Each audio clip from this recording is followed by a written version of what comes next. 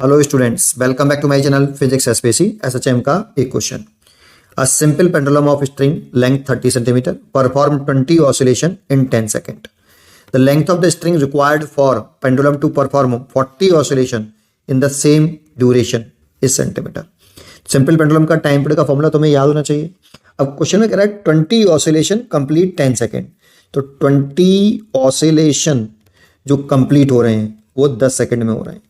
तो एक oscillation complete करने में जो समय लगेगा वो 10/20 सेकेंड। जानते हो, एक ऑसिलेशन कंप्लीट करने में जो समय लगता है उसको हम टाइम पीरियड बोलते हैं। तो ये टाइम पीरियड निकल आया भाई, टाइम पीरियड हो गया T1 मान लेते हैं। ठीक है, तो ये T1 मान लिया, लेंथ L1 मान ली, तो ये T1 आ गया 1/2 सेकेंड।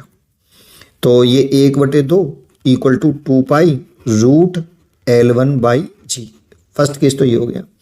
सेकेंड केस में कह रहा है कि 40 oscillation in same time duration, 10 second में ही अब वो 40 ऑसिलेशन करे तो उस सिंपल पेंडुलम की लेंथ कितनी होगी। तो 40 ऑसिलेशन को कंप्लीट कर रहा है कितने सेकंड में, 10 सेकंड में। तो एक ऑसिलेशन कंप्लीट करने में जो उसे समय लगेगा 10/40 सेकेंड, ये इसका टाइम पीरियड हो गया। तो टाइम पीरियड बदल गया 1/4 सेकेंड हो गया। तो यहाँ टाइम पीरियड की वैल्यू 1/4 सेकेंड कर दो इक्वल टू 2π। लेंथ चेंज करने की कह रहा है, जी में कोई चेंज नहीं, सेकेंड, दोनों का डिवाइड कर दो। तो इसे डिवाइड करेंगे तो ये से सॉल्व करेंगे तो ये तो 2 हो गया, ऊपर जाएगा सबसे, और 2π से 2π कट गया, ये इससे कट गया। तो रूट के अंदर आ गया L1/L2। वो साइड का स्क्वायर करेंगे तो 4 = L1/L2। तो हमसे तो L2 पूछ रहा है ना, तो L2 = L1/4।